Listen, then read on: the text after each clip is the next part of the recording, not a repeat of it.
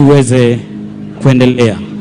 Naomba tuweze kutulia wote kwa hema kubwa, wale wote ambao ni mashabiki, wale wote ambao wanajua tumempoteza mpendwa wetu, naomba tuweze kutulia sasa, tuweze kuletewa eulogy, tukaweza kujua Betty Bayo ni nani, because she is an icon. Peter Mbugua, if you're ready, nafasi hii ni ya kupokea eulogy. Naomba tuweze kuongozwa mahali pale so that tuweze kuendelea na the eulogy.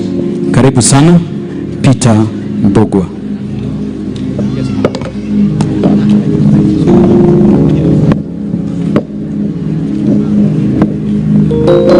Tungependa tuweze kujua ambaye tunamwomboleza mahali hapa ni nani, na tuweze kumfahamu zaidi, ndiposa tunaingia mahali pale. The family is set, we are all here, we have bishops mahali hapa, everybody is with us. Peter Mbugua, over to you.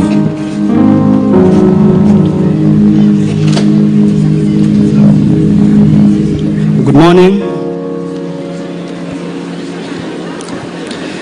Your Excellency, the Deputy President of the Republic of Kenya, honorable members of Parliament, members of the bereaved family, distinguished guests, friends, ladies and gentlemen. We gathered today to honor the life of a woman who touched many hearts, Beatrice Mbugua, fondly known to us as Betty Bayo. Betty was born in 1985 in Jiku Village, Karuri, in Kiambu County. She was the cherished daughter of Joyce Wairimu and the late George Mbugua Kang'ethe. Raised in a strong Christian home alongside her siblings and extended family, Betty grew into an obedient, hardworking, and loving young girl. Even as a child, she carried a gentle spirit and a willingness to help wherever she could. Betty began her schooling at St. Joseph Nursery School, later joined Gitare Primary School, and completed her primary education at Mihuti Primary in Nyandarua County. She went on to Riara Secondary School, where she completed her KCSE in 2004. Her desire to grow led her to train as a hairdresser in Kiambu. She studied video and photography at Imara Studios and later pursued journalism under Jogu Wanjoroge, completing her internship at Kameme FM. At the time of her demise, she was studying for a bachelor's degree in theology at Landmark Theological Baptist Seminary at Ridgeways, Nairobi. Betty was a woman who embraced learning and pursued her dreams with determination. Many of us came to know and love Betty through her music. She released her first album, 11th Hour, and went on to produce 4 albums and several singles that ministered deeply to thousands.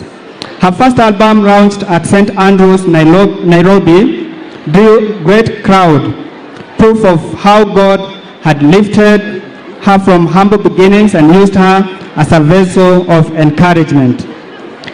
Betty traveled across Kenya and to different nations, touching lives with her voice, her testimony, and her unwavering faith.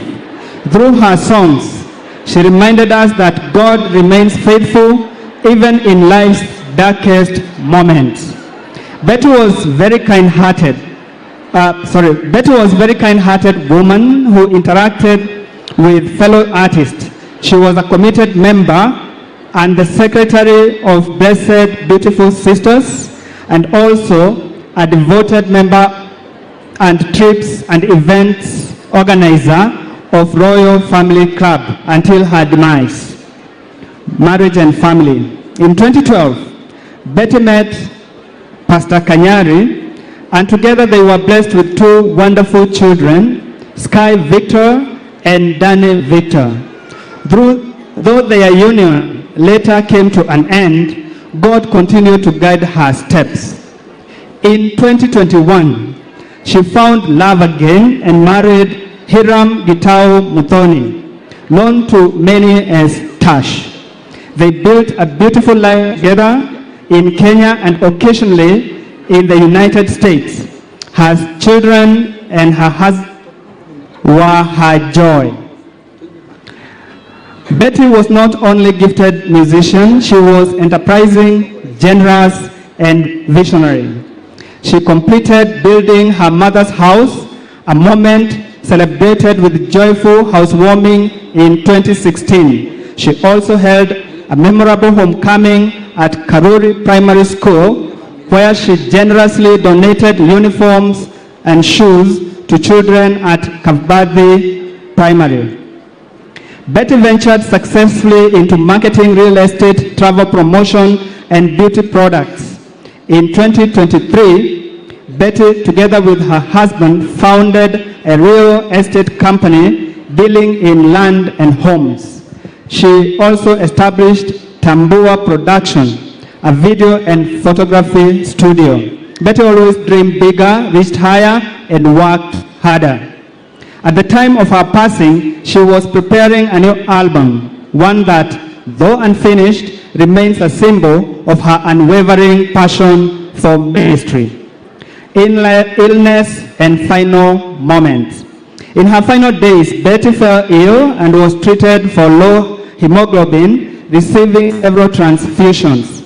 Though she seemed to recover briefly, her condition worsened and she was eventually diagnosed with acute myeloid leukemia, a condition that affected her blood's ability to clot. She was transferred to Kenyatta National Hospital for specialized care.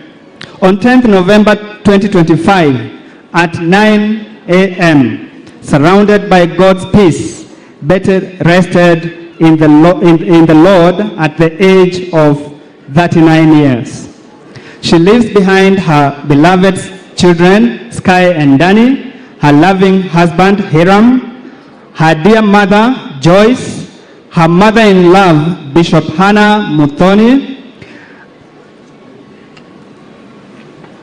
her siblings, Irene Wanjiku, Moses Kariuki, John Gugi, Charles Gatimu, Susan Wangari, Peter Njuguna, Edward Kangede, and their families, and her brother-in-law, Thuo, and his family. To conclude, today, we celebrate a life well lived, a life of faith, courage, music, generosity, and love. God gave us Beatrice Werimu. We called her Nimori.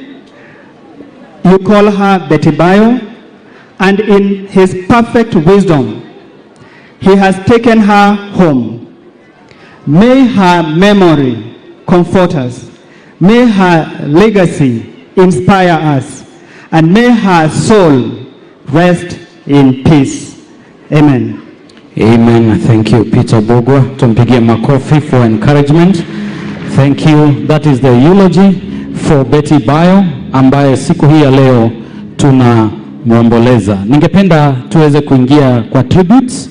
Nafasi hii ni nzuri, and I pray that we respect Betty Bayo by just